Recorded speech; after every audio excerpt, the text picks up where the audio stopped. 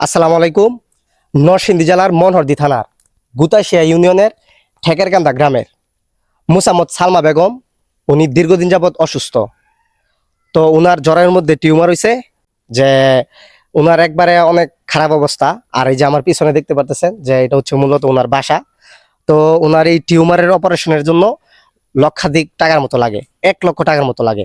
তো ওই যে এটা হচ্ছে উনার বাসা, উনার পক্ষে 1 লক্ষ টাকা বের করে অপারেশন করাটা একেবারে ইম্পসিবল। ঠিক আছে।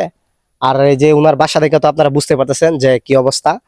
চলেন একটু উনার যে হাজবেন্ড আছে, আপনার নাম জানি কি? মোহাম্মদ হিরণ মিয়া। উনার হাজবেন্ডের সাথে একটু কথা বলি যে এই বিস্তারিত এই বিষয়টা সম্পর্কে, তাহলে আপনারা অবশ্যই বুঝতে পারবেন। আসসালামু আলাইকুম। বিস্তারিত বিষয় হইলো, এর যা আত্মীয় স্বজন আছে এর কাছে টাকা চাইছি, এরা 1 টাকাও দিতে পারবো না। এখন দেখা গেছে আমার মেয়ে আছে, আমার স্ত্রীকে যে করে হোক বাঁচাতে হবে, এই আমার কথা। আর চিকিৎসা পরীক্ষা নিরীক্ষা অনেকই করছি, প্রায় 30-35 হাজার টাকার মতো পরীক্ষা করে মজাইছি, কিন্তু এখন অপারেশন করলে 70,000 টাকার মতো লাগে। তাই আমি এটা ম্যানেজ করতে পারতাছি না।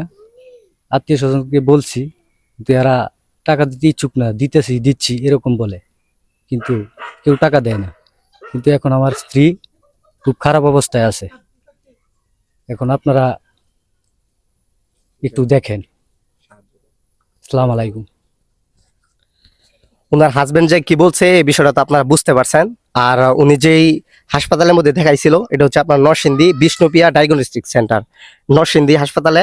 তো ওরা বলছে যে ওই শুধু অপারেশনের জন্য 60-70 হাজার টাকা নিয়ে যেতে, আর আনুষঙ্গিক যেই আপনার ওষুধ পড়া আছে এই জন্য তো আরো লাগবো যে 10-20 হাজার টাকার মধ্যে লাগবো। আপনারা তো বুঝতে পারতেছেন উনার হাজবেন্ড যে কি বলছে এই বিষয়টা তো আপনারা শুনছেন। ঠিক আছে।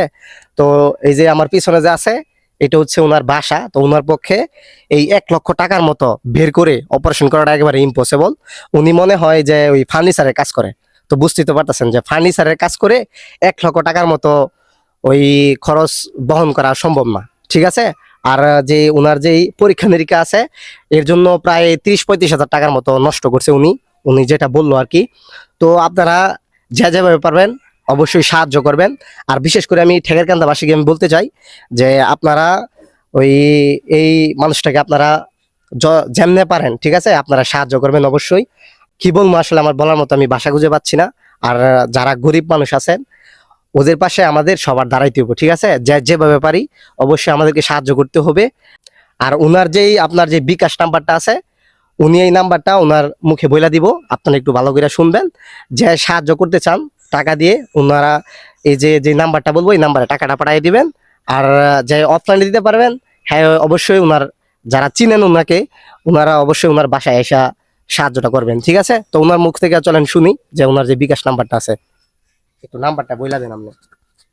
01305994228। নাম্বারটা আবার বলেন। 01305994228। তো ওনার যে বিকাশ নাম্বারটা আছে উনি তো বইলা দিছে, এই নাম্বারে বিকাশ করা আছে। সবাই অবশ্যই যদি সাহায্য করতে চান তাহলে এই নাম্বারে পাঠিয়ে দিবেন। এই যে ওনাদের অবস্থা দেখে আসলে আমারই মানে অবস্থা খারাপ। আর এই যে পিছনের যে বাড়িটা আছে এটা হচ্ছে মূলত ওনাদের। ঠিক আছে। এটা তো আগেও বলছি। আর সবাই ভালো থাকেন, সুস্থ থাকেন। আল্লাহ হাফেজ। আসসালামু আলাইকুম।